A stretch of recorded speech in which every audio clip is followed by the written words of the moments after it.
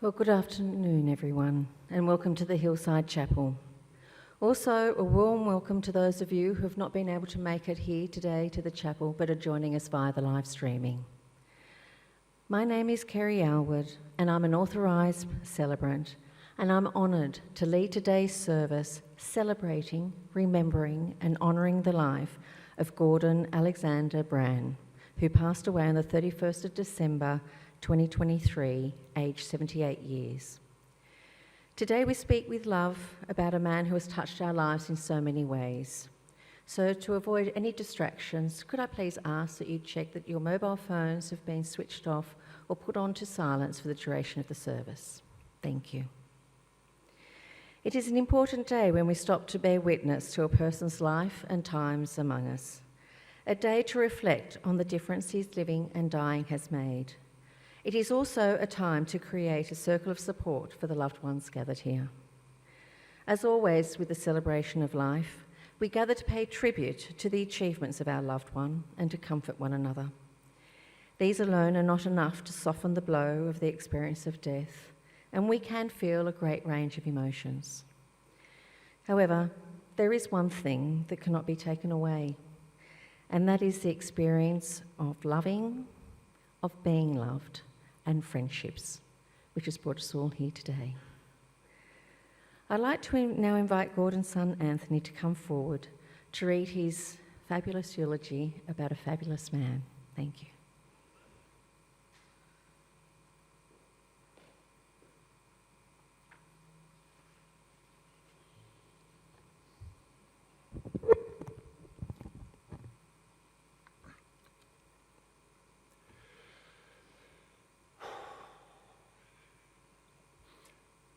Gordon Alexander BRANN, Big Gordy, or Big Gordo as he became affectionately known, was born in the Gosford Hospital on the 8th of November 1945. His father, Arthur James BRANN, and mother, Jessie Florence BRANN, had 6 sons. Gordon had 2 older brothers, John and Dennis, and 3 younger brothers, Alan, James and Leonard. When only months old, Gordo moved with his family to live at Port Macquarie, Dorrigo and Werris Creek. The family would eventually return to the Central Coast to live at West Gosford, Matcham and finally settle in George Street, East Gosford. Gordo started school at the Holgate School and would also attend the Gosford Primary School and then Gosford High School. Growing up in East Gosford, Gordo spent most of his time with his brothers, roaming the surrounding bushland, fishing in Erina Creek and Brisbane waters. Gordo's primary school holidays would be spent with his father and all his brothers, living in a tent for weeks at a time at Bob's Bay, fishing and living off what they would catch. Throughout his high school years, Gordo worked part-time at the Jubilee General Store in East Gosford. Legend has it that every afternoon after work, Gordo would go directly to the fish and chip shop next door for a snack. The shop owner thought he looked undernourished, felt sorry for him and gave him extra hot chips at no extra cost. Little did they know he would go directly home from there and sit down to another dinner with his family. When he finished high school, Gordo worked full-time at the general store for a short period and then worked for Margin's Soft Drinks. At the age of 17, Gordo met the love of his life, Janice Mary Hyland. When she first met him, although she thought he was a big blonde hunk, she also thought he was a bit loud and wasn't that interested in him. But Gordo would eventually win her over, sweep her off her feet and begin a courtship that would last 60 plus years. At the age of 18, Gordo moved to Sydney to be closer to Janice Mary. He worked as a tyre fitter in Greenwich, North Sydney, then worked at Paddy's Markets in Sydney. At the age of 19, Gordo joined the New South Wales Fire Brigade.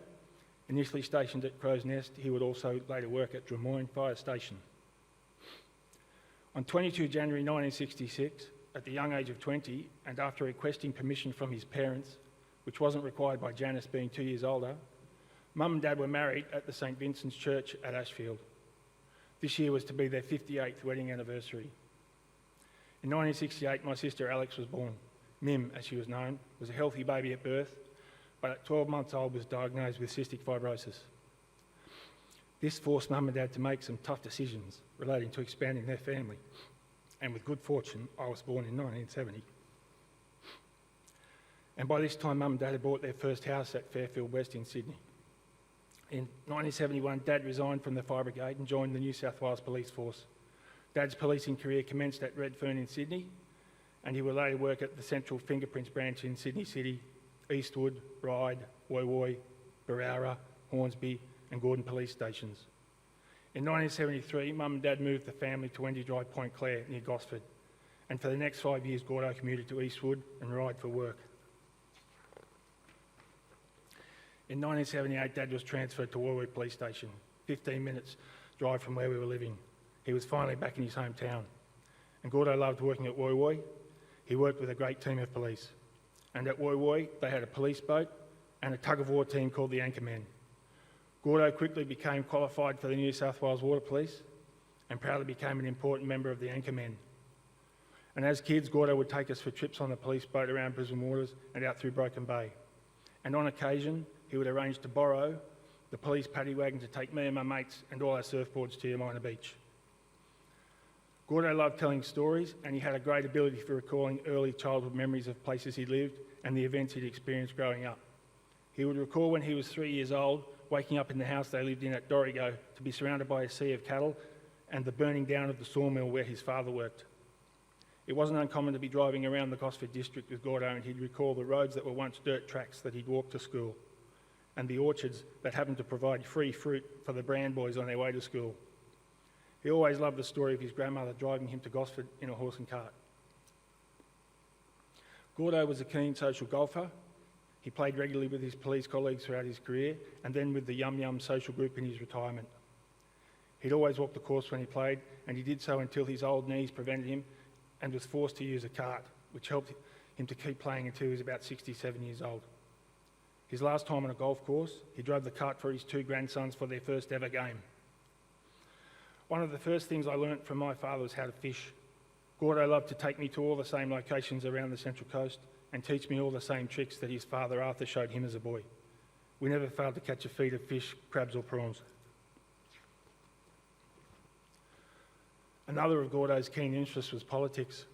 He loved a good argument with family and friends, or anyone, about what was best for everyone.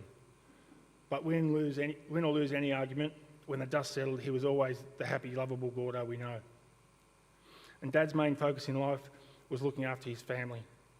Dealt a tough hand in early parenthood with Mim being diagnosed with cystic fibrosis.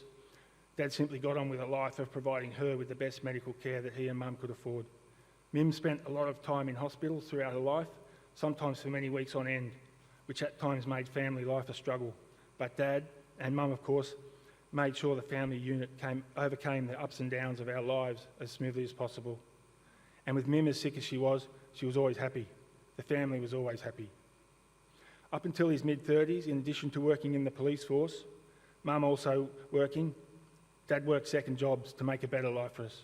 Mowing lawns, cleaning bricks on new building sites, shifting furniture. He was never afraid of hard work. Gordo made sure we never went without. Gordo gave a lot for his family, and especially to me, so naturally he expected a little in return. In my early teenage years, at Gordo's command, it became my job to mow the lawns at home, and I hated it. We had a massive backyard. I avoided it at every opportunity, especially in the summertime. I'd be sneaking out to go to the beach with my mates. I'd be halfway out the door, and I'd hear Gordo's roar, "Anthony, earn your keep, boy!" Which meant instead of going to the beach, I'd be mowing the lawns, front and back, in the stinking heat with the world's worst lawnmower. After my wife Chris and I met and we were planning where we'd live, I said I don't care where we live as long as we don't have a front or backyard. So because of Big Gordo, we live in a unit block, and my kids do lots of jobs, but have never had to mow a lawn at home.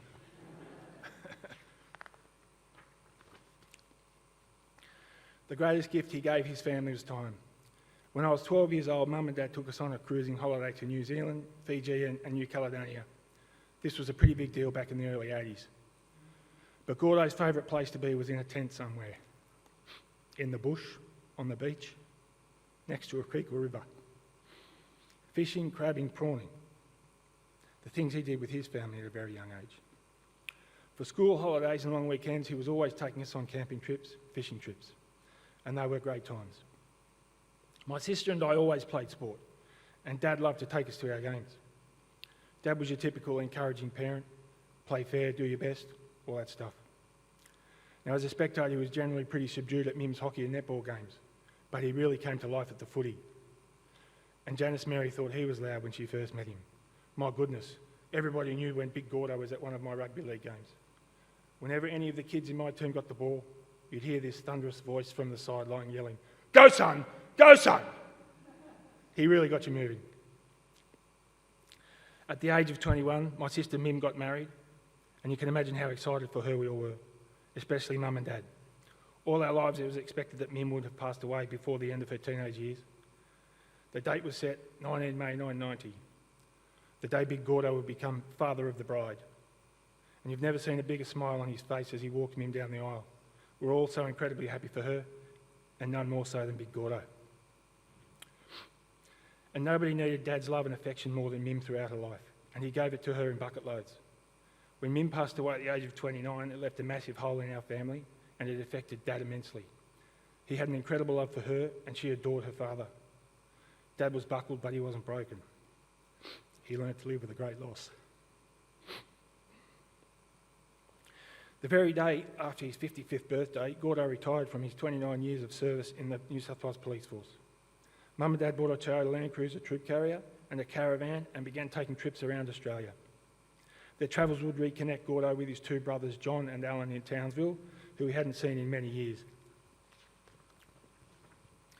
Gordo's retirement was a good one. He and Mum would take many caravanning trips and go on a number of cruising holidays around Australia, New Zealand and the South Pacific. And he fulfilled another of his dreams and rode the Indian Pacific from Sydney to Perth. After I was married and my children were born, Nan and Pop BRANN instantly became a big part of their lives. Gordo quickly became your typical grandfather. As little boys, Jack and Charles loved Pop's visits, and of course the little presents and surprises he'd bring. But a cuddle from this gentle giant of a man was what brought the greatest joy and smile for both boys and Big Gordo. In 2007, Mum and Dad moved to Nambucca Heads to live in a caravan park on the riverbank, another of Gordo's dreams fulfilled. Gordo would spend his time fishing, golfing and beering with all the other retirees. It's here where Big Gordo took great delight in teaching a young 4-year-old Jack BRANN how to catch his first ever fish. In 2013, Mum and Dad moved back down the coast to Mannering Park, and it was great to have Mum and Dad so close again, and naturally Gordo would get lots of time with his grandkids. When we talk on the phone, the first thing he'd say was, "How's my family? When are you all coming to stay? How's my girl? I love that girl. She's beautiful," he'd say. "And I love my boys. When are my boys coming to stay?" Kristen was his girl, and Jack and Charles were his boys. And the boys spent a lot of time at their Nan and Pops on school holidays and many weekends without Kristen and I. Gordo would stock his fridge with the boys' favourite soft drinks, lollies, chips, whatever they wanted. It was party time at Nan and Pops. Gordo would get all his tools out of his shed to help them build billy carts, cricket bats, anything they wanted to make. Kristen and I would arrive to the boys running wild in the back room of their house or trying their best not to destroy Nan's garden in the backyard playing cricket. Gordo would be sitting there on his chair, smiling, laughing, watching the show, having the time of his life. He couldn't get enough of it. And Gordo would take the boys to the nearby skateboard park and basketball courts, and of course there'd be fishing, and Pop would teach young Charles BRANN to catch his first ever fish. And Gordo loved travelling to Sydney to watch his boys play their sport. Last year, Gordo got to watch Charles compete in a rowing regatta at Penrith and was able to watch a number of Jack's rugby games throughout the season. Gordo would sit in his camp chair on the sidelines or in the stands barracking for Jack and his team. And although not as loud and boisterous as it once was, whenever Jack or any of his teammates ran the ball, we all got to hear that voice from the sidelines again. "Go son, go son." As much as Gordo loved Kristen and the boys, Mim and myself, and he was a bit keen on Shirley Bassey, the greatest love of his life has always been Janice Mary, the silver blonde, as he would so affectionately refer to Mum. He couldn't possibly be more in love with. Throughout their entire lives together, he always showed a loving, caring, doting affection for Mum. They really were good mates. And Gordo really was a romantic at heart. On many occasions throughout my life, I'd witnessed Mum and Dad holding hands, kissing and cuddling like teenagers. Gordo always went to an extra effort to make Mum feel special on anniversaries, birthdays, Christmas and Mother's Day. He always managed to find her a gift that she would adore. And he regularly made Mum feel special for no occasion at all. It wasn't uncommon for Gordo to arrive home with flowers, the gerberas or roses that Mum loves. He really was a lovely man. It was Mum's 80th birthday in May last year, and Gordo organised for some of her close friends to travel to Mannering Park to celebrate. We all went for dinner at Gordo's favourite Italian restaurant, and he really made sure Mum had a great night. And Gordo was thrilled and proud to have organised it all for her.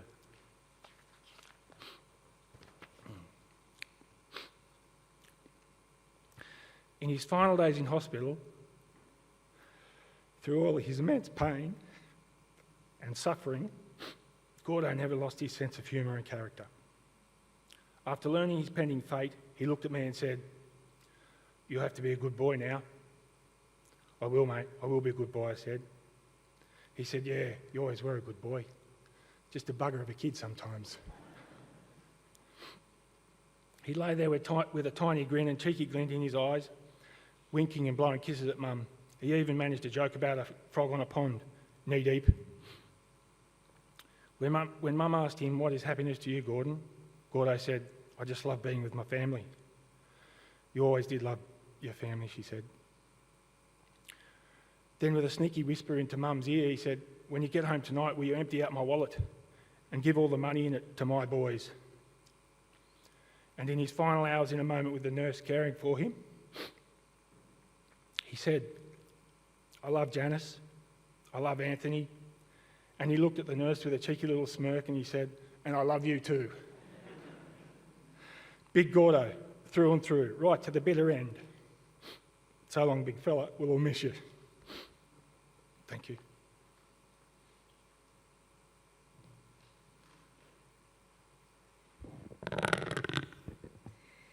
Thanks so much, Anthony. He certainly had a very big and fulfilled life, and it's been great that Anthony's been able to share it all with us.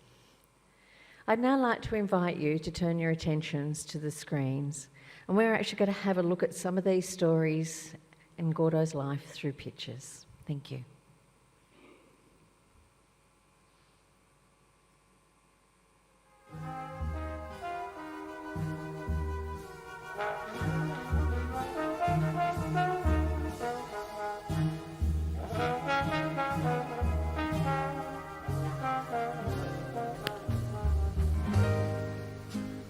I'm gonna love you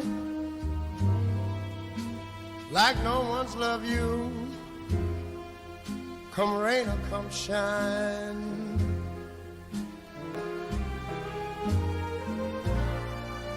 High as a mountain, deep as a river, come rain or come shine.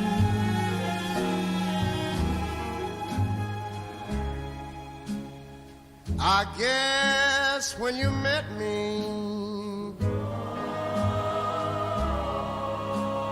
it was just one of those things.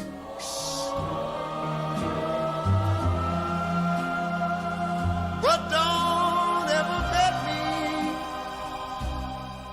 'cause I'm gonna be true. Well, if you let me,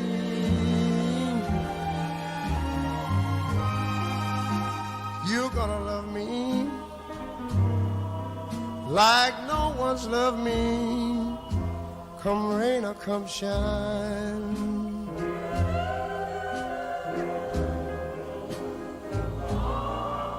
Happy together, unhappy together, and wouldn't it be fine?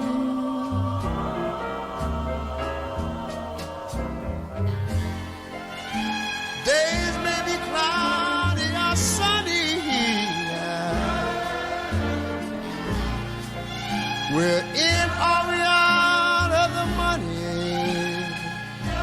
yeah, but I'm with you always, I'm with you rain or shine.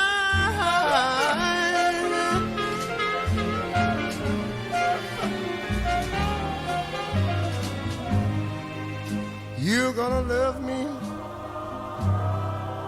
like nobody's loved me, come rain or come shine.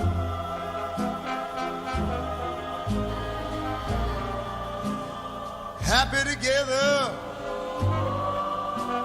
unhappy together, and wouldn't it be fine?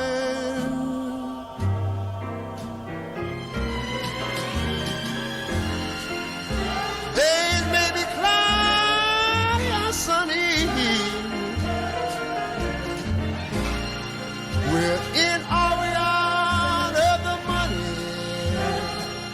Yeah, I'm with you always. I'm with you, rain. What's yeah.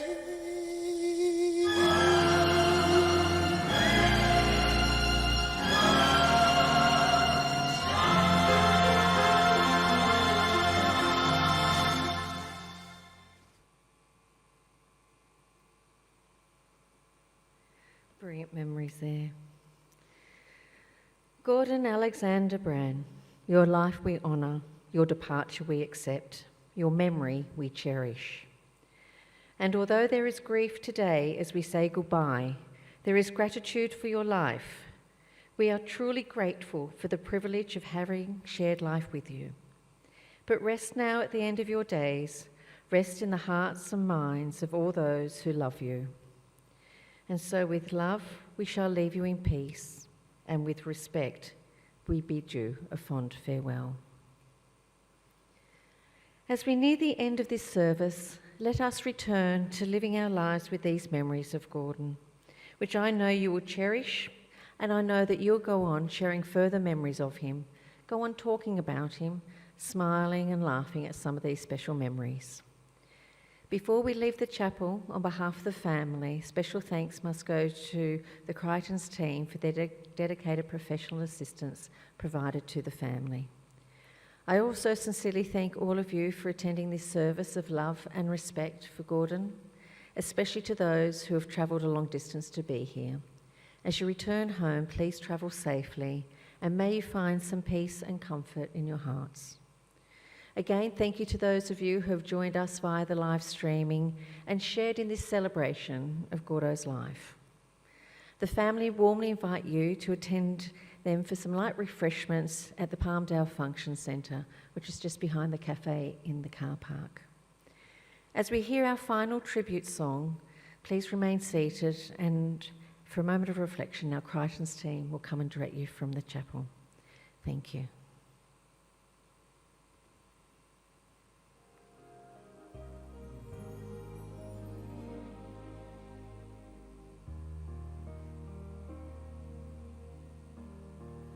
I thank you for these.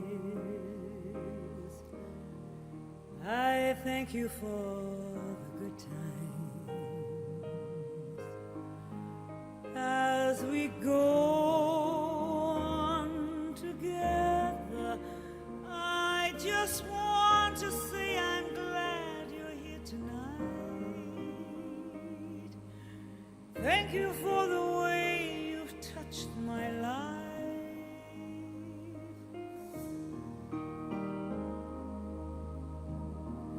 I thank you for your love.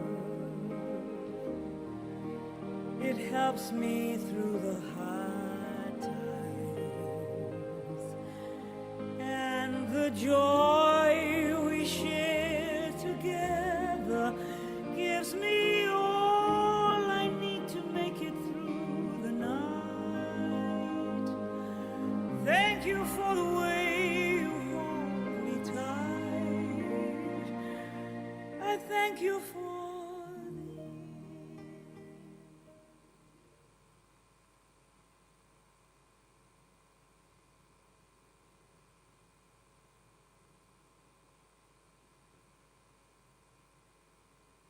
Thank you, ladies and gentlemen. That does conclude the service. If I could ask you all to please stand and then follow the family from the chapel.